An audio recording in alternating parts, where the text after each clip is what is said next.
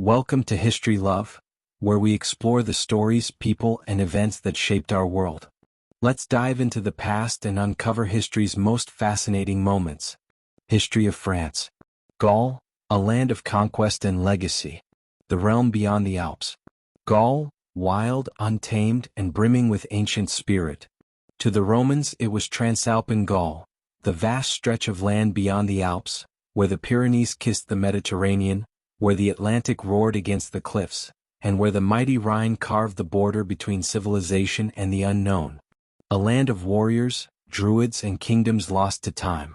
Yet Gaul was not just a place, it was a prize. The Romans had already claimed Cisalpine Gaul, the fertile lands of northern Italy, but true conquest lay beyond. In the 1st century BCE, Julius Caesar, ambitious, ruthless, turned his gaze upon this land, forever altering its destiny. By the time of his assassination, Gaul was no longer just a name whispered in the halls of Rome. It was Roman.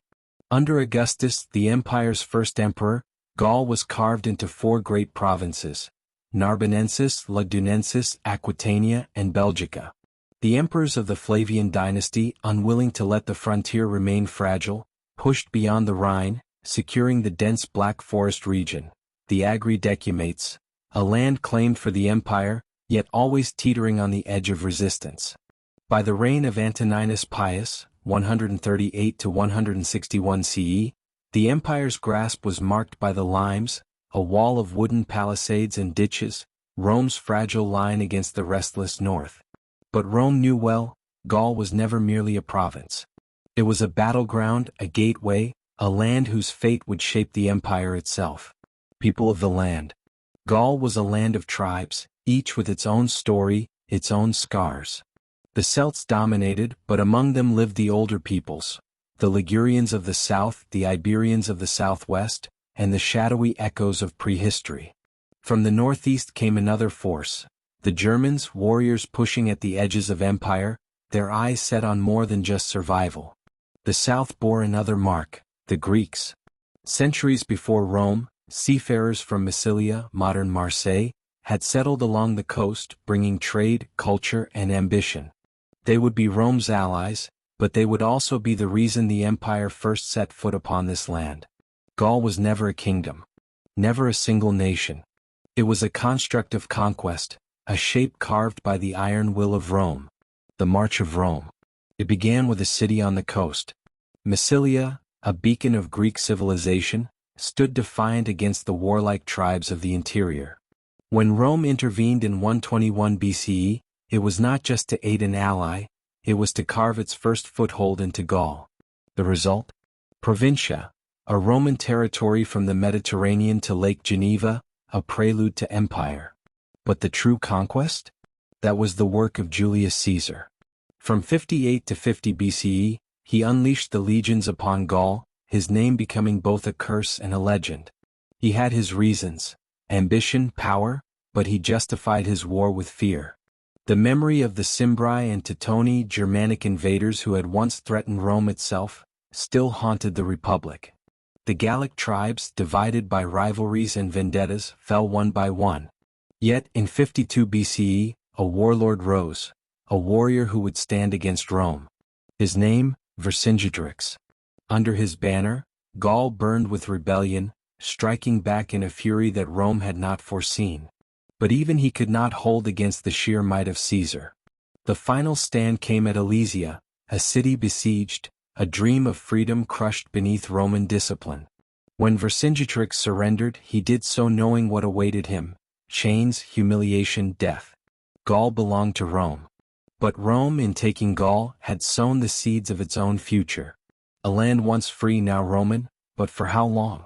Gaul under the High Empire, c. 50 BC, c. 250 CE, a land transformed. As Roman legions tightened their grip on Gaul, something remarkable happened. Not the destruction of a people, but their assimilation into the vast and sophisticated Greco-Roman world. The conquest had been brutal, but the rule that followed was light-handed. Rome, pragmatic in its dominion, found in the Gauls a culture both resilient and adaptable. From iron to empire. The Celts of Gaul had long been a people of warriors, artisans, and traders. Their civilization, born along the upper Danube around 1200 BCE, had expanded westward, driven by the power of iron. The Hallstatt and Latine cultures, named after the great archaeological sites that bore their marks, spread across the land, forging a society rich in craftsmanship and warlike spirit. But Rome remembered them for something else: the sack of the Eternal City by the Celtic warlord Brennus in 390 BCE. The Romans had never forgotten their humiliation, and for centuries they had spoken of the Celts with both fear and disdain, calling them Gallia Comata, long-haired Gaul, a land of wild barbarians unworthy of respect. Yet Gaul was anything but primitive. By the time of Julius Caesar's conquest, the region had already evolved into a network of powerful civitates, or city-states, bound by trade, governance, and ambition. The Oppida, great hill forts such as Bibracte, stood as testaments to a people on the verge of urbanization. And in the south, where the Ligurians had mingled with the seafarers of Massilia, modern Marseille, Greek influence had already laid the groundwork for a more refined way of life. A province reborn. The death of the Roman Republic marked the rebirth of Gaul. Under the empire, stability replaced chaos. In Narbonensis, the southernmost province, Rome planted its veterans, founding colonies such as Arlate, Alls, where retired legionaries built cities in the image of their homeland. The south became a land of marble forums, grand amphitheaters, and an aristocracy that spoke Latin as naturally as any citizen of Rome. In time it would rival Italy itself.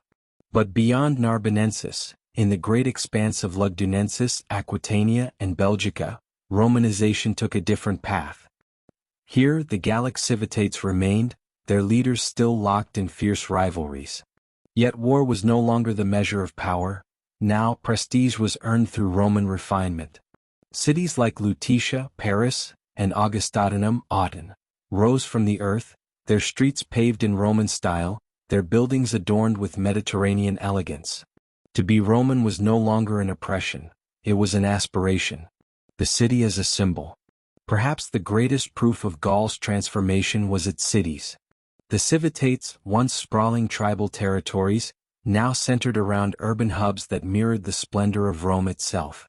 Checkerboard streets cut through their hearts. Baths, forums, and amphitheaters stood tall, not as relics of conquest, but as monuments of a shared civilization. Though Gallic craftsmanship remained, its vernacular styles blending into Roman forms, the influence of the Mediterranean world was undeniable. And yet these cities were unwalled.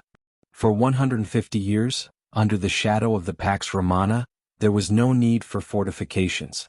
Gaul was secure, its people prosperous, its fate entwined with the greatest empire the world had ever known. But nothing lasts forever. The limes, the empire's great frontier, would not hold indefinitely. And one day the barbarians Rome had long feared would return. The heartbeat of Rome in the Gallic countryside. Beneath the grand architecture of Gaul's cities, the true mark of Roman rule lay scattered across its vast countryside. The villa, a Roman invention, became the lifeblood of Gaul's agrarian economy. These were no mere luxury retreats but sprawling, self-sufficient estates, where the rhythms of Roman agriculture merged with Celtic tradition. They were manor houses, not palaces, centers of wealth and production that defined the landscape. For a time, the old Gallic aristocracy, the proud survivors of pre-Roman rule, held on to their status. They were the first to embrace the ways of Rome, and had history unfolded differently, they might have built vast rural palaces. But by the 1st century CE, they had faded, replaced by a new class of landowners, lesser nobles and prosperous citizens, whose wealth grew from Rome's demand for goods and services. A land enriched by empire. Rome's presence in Gaul was more than military, it was economic. With a population of nearly 10 million, Gaul was a powerhouse of agriculture and trade, its prosperity driven by the needs of the empire. Chief among these was the Rhine army, a colossal force whose appetite for supplies, grain, textiles, wine, turned the Gallic heartland into an economic engine. Roads stretched across the land, rivers became highways of commerce, and at the heart of it all stood Lugdunum, Lyon, the empire's northern crossroads, an inland port that funneled goods toward Colonia Agrippinensis, Cologne, the gateway to the German frontier.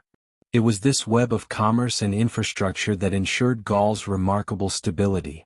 Vercingetorix's rebellion had failed, and though minor revolts flared in 21 CE and again in 69 to 70 CE, they were swiftly crushed. The Gallic aristocracy, once rulers in their own right, had become local administrators, content with the power and wealth they could wield under Rome's watchful eye.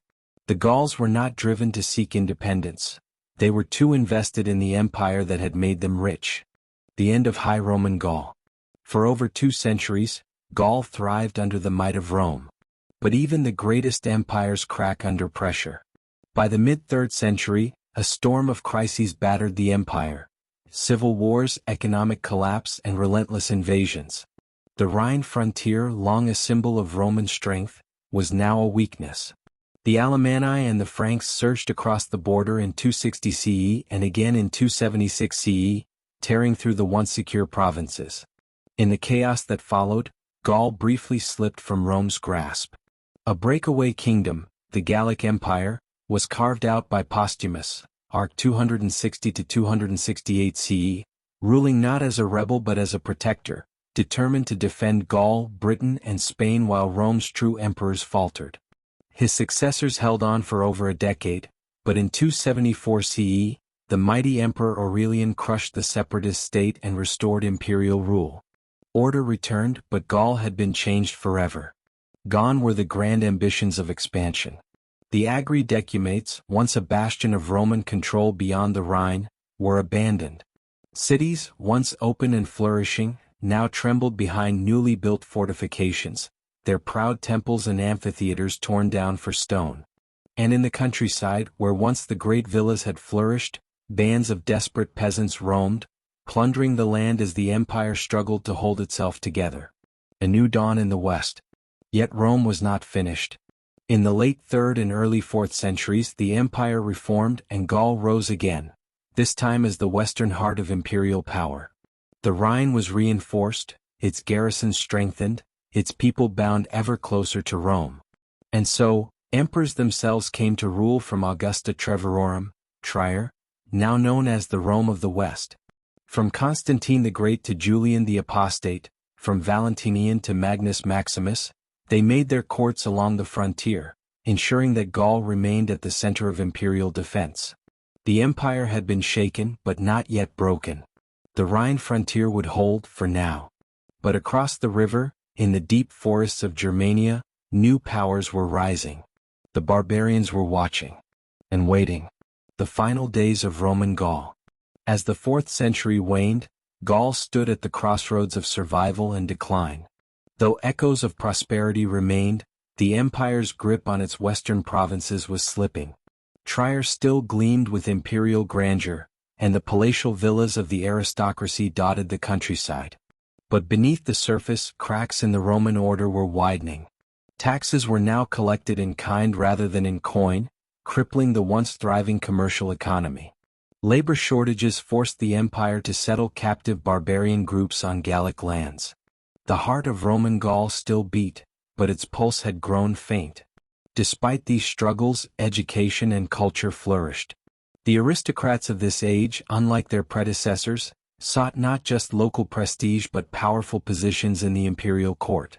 The university at Berdigala, Bordeaux, became famous, producing men like Ausonius, a poet and scholar who rose to tutor the future Emperor Gratian.